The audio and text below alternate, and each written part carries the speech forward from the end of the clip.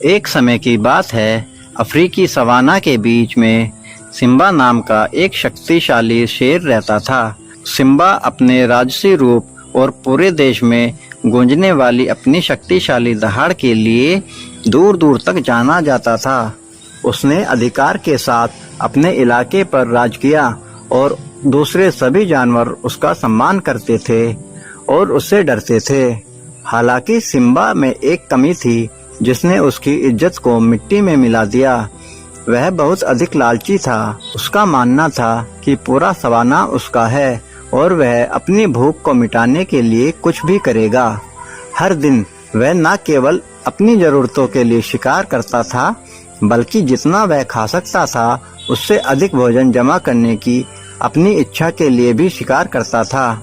एक दिन जब सिम्बा लंबी घास के बीच से गुजर रहा था, उसकी नजर हिरणों के एक झुंड पर पड़ी जो चुपचाप एक साफ जगह पर घास खा रहे थे।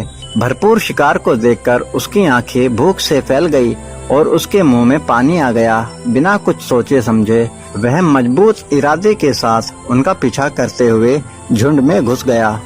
हिरन घबराहट में तितर बितर हो गए।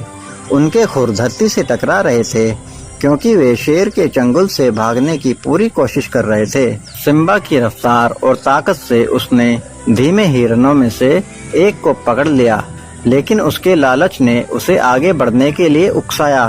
उसने झुंड के बाकी सदस्यों का पीछा करना जारी रखा। भले ही उसने अपना भोजन पहले ही सुरक्षित कर लिया था, रफीकी नाम का एक बुद्धिमान बूढ़ा लंगूर दूर से सब कुछ देख रहा था। वह सिम्बा के लालच के बारे में सोचकर डरा हुआ था। रफीकी का मानना था कि हर प्राणी को अपने हिस्से पर अधिकार है। सिम्बा के बहुत ज्यादा शिकार ने उस सद्भाव को खतरे में डाला था। भारी मन से रफीकी ने ये सब रोकने का फैसला किया। वह सिम्बा की ओर बढ़ा जो अभी भी थके हुए हिरणों का पीछा कर रहा था। रफीकी एक चट्टान पर कूद गया और तेज दहाड़ के साथ अपनी आवाज उठाई जो पूरे सवाना में गूंज उठी। सिम्बा, शक्तिशाली शेर। रफीकी ने पुकारा, यदि आपने अपना तरीका नहीं बदला तो आपका लालच इस जमीन को बर्बाद कर देगा। सिम्बा अपनी जगह रुक गया। रफीकी की बातें सुनने के लिए उसके कान खड़े हो गए। वह अपनी कभी ना खत्म होने वाली भूख और अपने कार्यों के परिणामों की नई समझ के बीच फंसा हुआ था। रफीकी ने कहा, उस सद्भाव के बारे में सोचे जो हासिल किया जा सकता है। सवाना बहुत बड़ा है, लेकिन इतना भी नहीं कि कभी खत्म ना हो। यदि आप अपनी जरूरत से ज्यादा जमा करना जारी रखते हैं तो जल्द ही किसी के लिए कुछ भी नहीं बचेगा। सिम्बा की आंखें आंसुओं से भर गई। उसे एहसास हुआ कि रफीकी ने सच कहा था। उसकी भूख और लालच ने उसे अंधा कर दिया था।